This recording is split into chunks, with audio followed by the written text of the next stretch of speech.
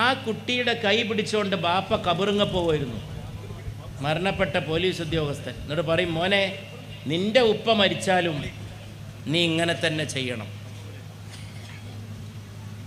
അത് പറഞ്ഞു കൊടുത്ത ഉപ്പയാണ് മരണപ്പെട്ടത്. താന്നൂര ബോട്ടപകടത്തിൻ്റെ കഥയാണ് ഞാൻ പറയണത്. ചെറിയ കുട്ടിയെയും കൊണ്ട് തൻ്റെ പിതാവിൻ്റെ കബറിങ്കൽ പോയി, നിൻ്റെ ഉപ്പ മരിച്ചാലും നീ ഇങ്ങനെ തന്നെ ചെയ്യണം, നീ കബറിങ്ങ വരണം.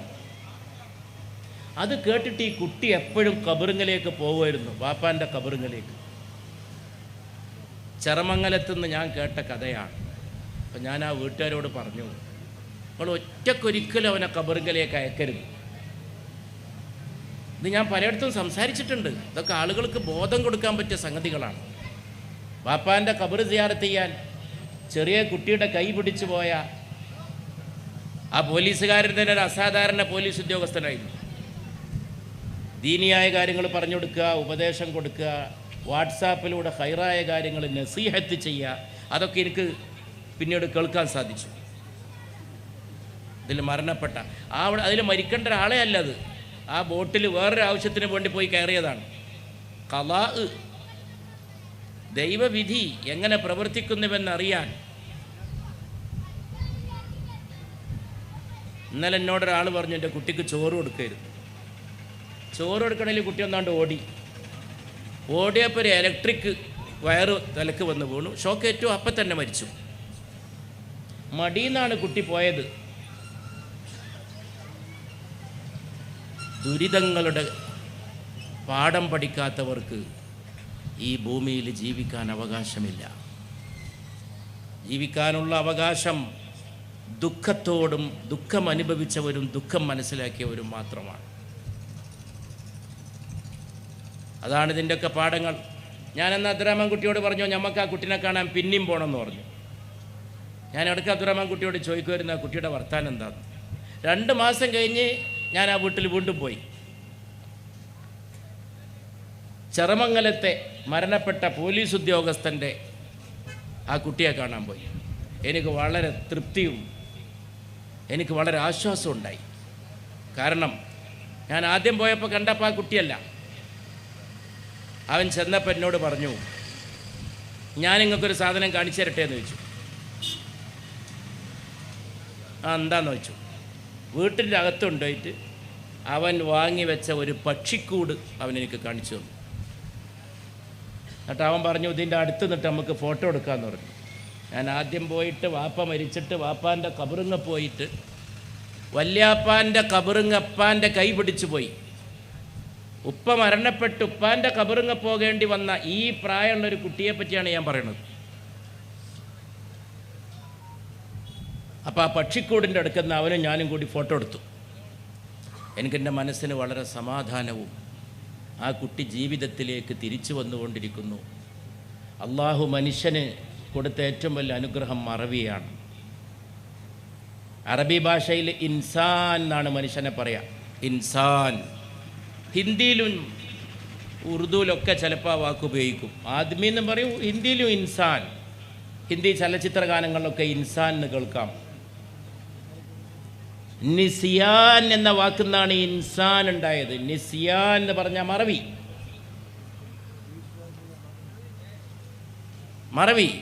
മറക്കുന്നവനാണ് മനുഷ്യൻ. അതിന് ഗുണമുണ്ട് ദോഷമുണ്ട്. നന്ദികേടിനും മറവി എന്നാണ് പറയാ.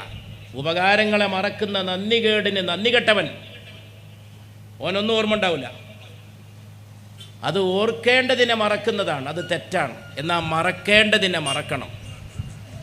മറക്കേണ്ടത് മറന്ന് ദുഃഖിക്കുന്നവർക്ക് പുതിയ ജീവിതം കെട്ടിപ്പടുത്തു കൊടുക്കണം.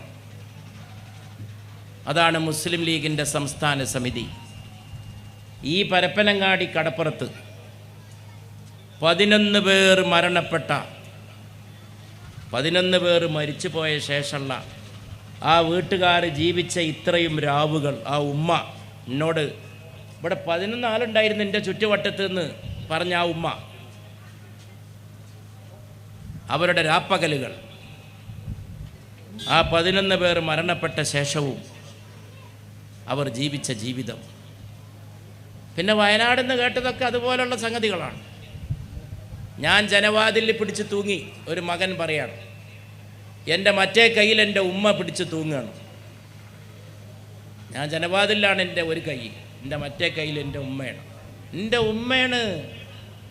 9.5 മാസത്തെ ഗർഭത്യാഗമാണ് എൻ്റെ വലത്തെ കയ്യിൽ. ഇവിടെ കഴിഞ്ഞ ആഴ്ച ഒരമ്മയെ ഒരു മകൻ ചുറ്റിക കൊണ്ട് അടിച്ചു കൊന്നു ഈ കേരളക്കരയിൽ. അമ്മയെ ചുറ്റിക കൊണ്ട് അടിച്ചു കൊന്ന മകനും എൻ്റെ കൈ ജനവാതിലാണ്. മേപ്പാടിയിലെ ഉരുൾപൊട്ടൽ, അതൊക്കെ ഒരുപാട് സന്ദേശങ്ങൾ നമുക്ക് നൽകുന്നുണ്ട്. ഒന്ന് ഞാൻ പറയട്ടെ, ഇതിൻ്റെയൊക്കെ ഇടയിൽ എവിടെ നിങ്ങളുടെ ദൈവം എന്നൊക്കെ ചോദിച്ചിട്ടും ഇറങ്ങുന്നവരുണ്ട്, ഇറങ്ങിയിട്ടുണ്ട്. ഇന്ന് പൊതുവെ ദൈവനിഷേധത്തിനും നിർമ്മതത്വത്തിനൊക്കെ ഇതുവരെ ഇല്ലാത്ത സംഗതി. ബുദ്ധിപരമായി അത് മഹാശൂന്യമാണ്, മഹാ അബദ്ധമാണ്, ഒരു ന്യായമില്ല, തീർത്തും അന്ധവിശ്വാസമാണ്. പക്ഷെ എന്നാലും സോഷ്യൽ മീഡിയയിലൂടെ ഒക്കെ പൊലിപ്പിച്ച് ഞാൻ അവരോട് പറഞ്ഞിട്ടുണ്ട് പല യോഗങ്ങളിലും. വയനാട്ടിലും ദൈവത്തിൻ്റെ സാന്നിധ്യമാണ്, ദൈവത്തിൻ്റെ അസ്തിത്വമാണ് തെളിയിക്കപ്പെട്ടത്. അതെന്താ? അവിടെ നടന്ന രക്ഷാപ്രവർത്തനങ്ങളും നടന്നുകൊണ്ടിരിക്കുന്ന അറ്റമില്ലാത്ത കാരുണ്യത്തിൻ്റെയും പേരാണ് സർവശക്തനായ കാരുണ്യവാനായ ദൈവം എന്ന് പറയുന്നത്. പിന്നെ അതിന് മുമ്പുണ്ടായത് അത് മനുഷ്യണ്ടാക്കിയതാണ്. അത് മനുഷ്യണ്ടാക്കിയത്, അത് സയൻസ് പറയും മനുഷ്യണ്ടാക്കിയതാണ്. നമ്മളാരും പറയേണ്ട, മതം പറയേണ്ട ആവശ്യമില്ല, സയൻറ്റിസ്റ്റ് പറയും. ഒരുപാട് സയൻറ്റിസ്റ്റുകൾ പറഞ്ഞല്ലോ. എൻ്റെ കയ്യിൽ വയനാടിനെ കുറിച്ചുള്ള ലേഖനങ്ങളുടെ കെട്ടുകളുണ്ട്. അന്ന് പാർലമെൻറ്റ് സമ്മേളിക്കുന്ന സമയമായതുകൊണ്ട് ഉത്തരേന്ത്യയിലെ പത്രങ്ങളിൽ വലിയ വലിയ ശാസ്ത്രജ്ഞന്മാർ, പ്രിയപ്പെട്ട ഷാജി, വയനാടിൽ ഇങ്ങനൊന്നുണ്ടാവും എന്നുള്ളത് പ്രകൃതിയിൽ തന്നെ സംഭവിക്കേണ്ട കാര്യമാണ്. Such is the man's attitude. അതാണ് മനുഷ്യൻ പ്രകൃതിയോട്, പശ്ചിമഘട്ടത്തോട്, വയനാടിനോട്. സലാം സാഹിബ് എത്രയെത്ര റിപ്പോർട്ടുകൾ, അതിലേക്ക് ഞാൻ കടക്കണില്ല. ഞാൻ സാന്ദർഭികമായിട്ട് പറഞ്ഞതാണ്. ഇതൊക്കെ ദൈവത്തിൻ്റെ മേൽ വെച്ച് കെട്ടണ്ട, മനുഷ്യൻ്റെ മേൽ വെച്ച് കെട്ടിയാൽ മതി.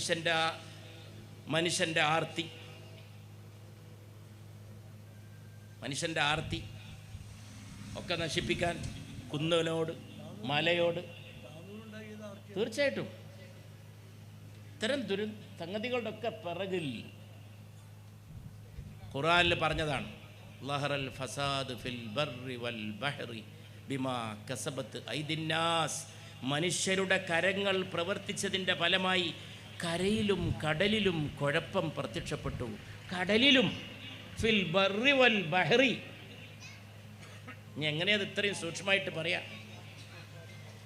കടലിൽ കൊണ്ടുപോയി തള്ളുന്ന പ്ലാസ്റ്റിക്കുകളുടെ ടൺ കണക്കിനുള്ള പ്ലാസ്റ്റിക്കുകൾ എത്ര മത്സ്യങ്ങളെ കൊന്നു, എത്ര പവിഴപ്പുറ്റുകളെ തകർത്തു, കടൽ മുഴുവൻ നശിപ്പിച്ചു.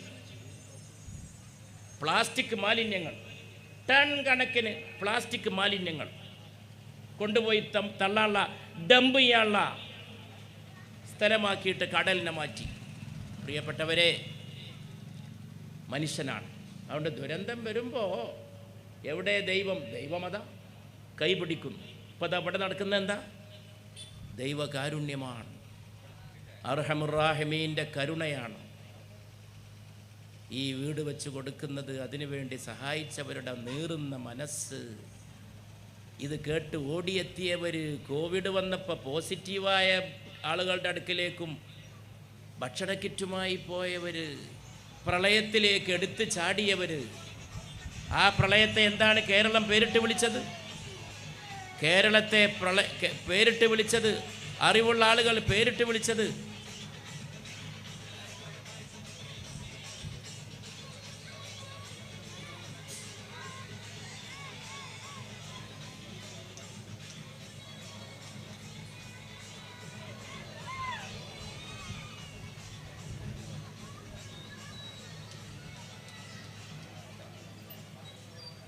മനുഷ്യനിർമ്മിത പ്രളയം എന്നാണ് പേരിട്ട് വിളിച്ചത്. മനുഷ്യനിർമ്മിത പ്രളയം എന്നാണ് പേരിട്ട് വിളിച്ചത്. ഞാൻ എൻ്റെ വാക്കുകൾ ദീർഘിപ്പിക്കുന്നില്ല. നേതാക്കന്മാർ വരുന്നവരെ സംസാരിക്കണം എന്നൊക്കെ എന്നോട് നേരത്തെ പറഞ്ഞിരുന്നെങ്കിലും ഇപ്പം അതിൻ്റെ ആവശ്യമുണ്ടെന്ന് എനിക്ക് തോന്നുന്നില്ല. കാരണം ഇവിടെ പ്രഗത്ഭരായ വാഗ്മികളായ നേതാക്കന്മാർ എത്തിച്ചേർന്നിട്ടുണ്ട്. അവരൊക്കെ കെ എം ഷാജി സാഹിബ് അടക്കം. അവരൊക്കെ സംസാരിക്കും. ഞാൻ പറഞ്ഞു വെച്ചത് ദുരിതങ്ങളുടെ ഒരു കാലമാണ്. ഓർത്ത് ജീവിക്കണം. ഓരോ കാലം എടുത്തു വെക്കുമ്പോൾ സൂക്ഷിക്കണം. ഖിയാമത്ത് എന്ന് പറഞ്ഞാൽ തന്നെ ഒരു വലിയ പ്രകമ്പനമാണ്.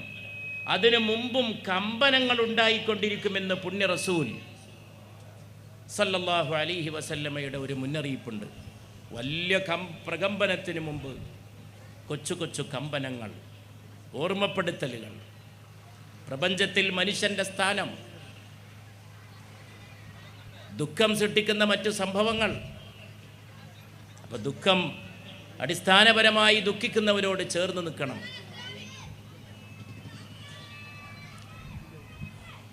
ദുഃഖിക്കുന്നവരോട് ചേർന്ന് നിൽക്കണം. ദുഃഖിക്കുന്നവരോട് ചേർന്ന് നിൽക്കണം പ്രിയപ്പെട്ട സഹോദരന്മാരെ. അതാണ് മുസ്ലിം ലീഗ് ഇവിടെ ചെയ്തിട്ടുള്ള നടപടിക്രമം. അപ്പം ഞാൻ പറഞ്ഞില്ല, എൻ്റെ കൈ ജനവാതിലിൽ, എൻ്റെ മറ്റേ കയ്യിൽ എൻ്റെ ഉമ്മ. ചേറിങ്ങനെ വന്നിട്ട് വെള്ളങ്ങനെ മൂടിൻ്റെ ഉമ്മങ്ങനെ വെള്ളത്തിലേക്ക് താണു പോണത് ഞാനിങ്ങനെ അറിഞ്ഞുകൊണ്ട് നിന്നു. അവസാനം ചേറിൻ്റെ ഉമ്മയുടെ കഴുത്തിലെത്തി. ചേറ്, വെള്ളം, പാറയും, ഈ പാവപ്പെട്ട കുടിക്കണ ഈ വെള്ളം ഉണ്ടല്ലോ, ഈ പാവപ്പെട്ട വെള്ളം, ഈ സാധുവെള്ളം, ഈ സാധുവെള്ളം ഒന്ന് ശക്തിപ്പെട്ടാൽ, കുറച്ചാളതിൻ്റെ കൂടെ കൂടിയാൽ, കുറച്ച് തുള്ളി വർദ്ധിച്ചാൽ കടലിലെത്തണമെന്നില്ല, പുഴയിലെത്തണമെന്നില്ല, ഉള്ളണത്ത് പാടത്താണ്. പ്രളയകാലത്ത് ഒരു കുട്ടി നഷ്ടപ്പെട്ട് മരണപ്പെട്ടത് പാടത്താണ്, ശരിക്കും പുഴയിലല്ല അത്. നോക്കൂ നിങ്ങൾ, ഉള്ളണത്തിൽ 3 മക്കൾ വെള്ളത്തിൽ പോയി ചാടി, 2 മക്കൾ രക്ഷപ്പെട്ടു. ഒരു കുട്ടിയുടെ ദേഹം പോലും കിട്ടിയില്ല. ആ ഉമ്മയോടന്ന് ഞാൻ പറഞ്ഞ വാക്കുകൾ ഞാൻ ഇന്ന് ഓർക്കുന്നു. ഉമ്മ കിടക്കുന്ന ദിവസങ്ങളോളം ഞാൻ അവരോട് പറഞ്ഞു, നിങ്ങളെ മോൻ്റെ ബോഡി കിട്ടണ്ട, നിങ്ങളെ മനസ്സിൽ നിങ്ങളെ മകൻ കളിച്ച് നടന്ന ആ കുട്ടി മതി, നിങ്ങളെ മകൻ്റെ മരിച്ച ദേഹം നിങ്ങൾ കാണണ്ട എന്നുള്ളതൊരു കരുണയാണ്. നിങ്ങളതിൽ ആശ്വസിക്കണം. പിന്നെ നിസ്കാരം പോലുള്ള കാര്യങ്ങൾ, അതൊക്കെ ഒന്നാമത് കൊച്ചു പ്രായമാണ്. അതിനേക്കാളും ആശ്വസിപ്പിക്കുന്ന മറ്റൊന്നുണ്ട്. വെള്ളത്തിൽ മുങ്ങി തീ പിടിച്ച് പൊടുന്നനെയുള്ള ദുഃഖിപ്പിക്കുന്ന ആകസ്മിക മരണങ്ങളെ പരിശുദ്ധ റസൂൽ സല്ലല്ലാഹു അലൈഹി വസല്ലം ഷഹാദത്തിനോടാണ് സാമ്യപ്പെടുത്തുന്നത്. ഉത്കണ്ഠ വേണ്ട. അങ്ങനെയാണ് ഇങ്ങനെയുള്ള ദുഃഖിതരെ ആശ്വസിപ്പിക്കേണ്ടത്. അല്ലാതെ അവരെടുത്ത് പോയിട്ട് പടച്ചോനെ ആ കുട്ടീൻ്റെ തടിയെങ്കിലും ഒന്ന് കിട്ടിയാൽ മതിയായിരുന്നു, അതൊക്കെ വിവരക്കേടാണ്. അങ്ങനെയൊന്നും പറഞ്ഞ് ആരും വിഷമിപ്പിക്കരുത്. എപ്പോഴും ആശ്വാസവാക്കേ പറയാവൂ, ആരെയും നോവിക്കരുത്. ഏറ്റവും നല്ല മനുഷ്യനാരാണെന്ന ചോദ്യത്തിന് പരിശുദ്ധ റസൂൽ സല്ലല്ലാഹു അലൈഹി വസല്ലം നൽകിയ മറുപടി വാക്കുകൊണ്ടോ പ്രവൃത്തി കൊണ്ടോ മറ്റൊരാളെ നോവിക്കാത്തവൻ എന്നാണ്. ആ പരിശുദ്ധ നബിയുടെ പ്രകീർത്തനങ്ങൾ മുഴങ്ങുന്നൊരു സമയം കൂടിയാണിത്. ആ പ്രകീർത്തനങ്ങൾ നബിയെ പഠിക്കാനായിരിക്കണം സല്ലല്ലാഹു അലൈഹി വസല്ലം, സ്നേഹിക്കാനായിരിക്കണം സല്ലല്ലാഹു അലൈഹി വസല്ലം, ആളുകൾക്ക് അറിയിച്ചു കൊടുക്കാനായിരിക്കണം സല്ലല്ലാഹു അലൈഹി വസല്ലം.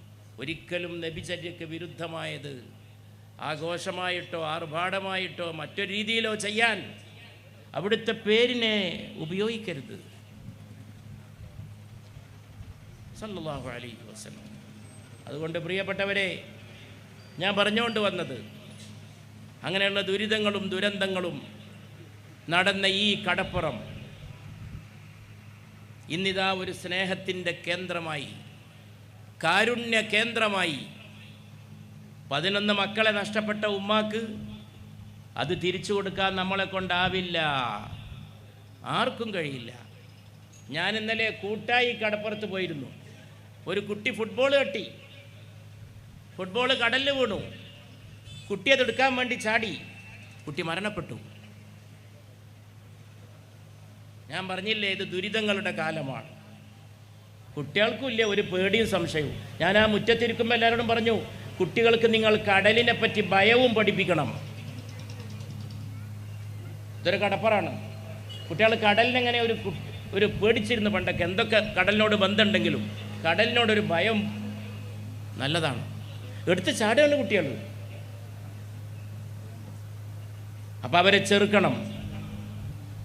ദുരിതങ്ങളും ദുരന്തങ്ങളും വർദ്ധിക്കുമ്പോൾ അത് തടുക്കാൻ ശ്രമിക്കണം. ആശ്വാസത്തിൻ്റെ തെളിനീരായിട്ട് മാറണം. ഭൂമിയിലുള്ളവരോട് കരുണ കാണിക്കുവിൻ, എങ്കിൽ മാനത്തുള്ളവൻ നിങ്ങളോടും കരുണ കാണിക്കും. ഇർഹമു മൻ ഫിൽ അർദ് യർഹമുക മൻ ഫിസ് സമാ എന്ന പരിശുദ്ധ റസൂലിൻ്റെ വചനത്തോടെ സല്ലല്ലാഹു അലൈഹി വസല്ലം ഞാൻ എൻ്റെ വാക്കുകൾ അവസാനിപ്പിക്കുകയാണ്.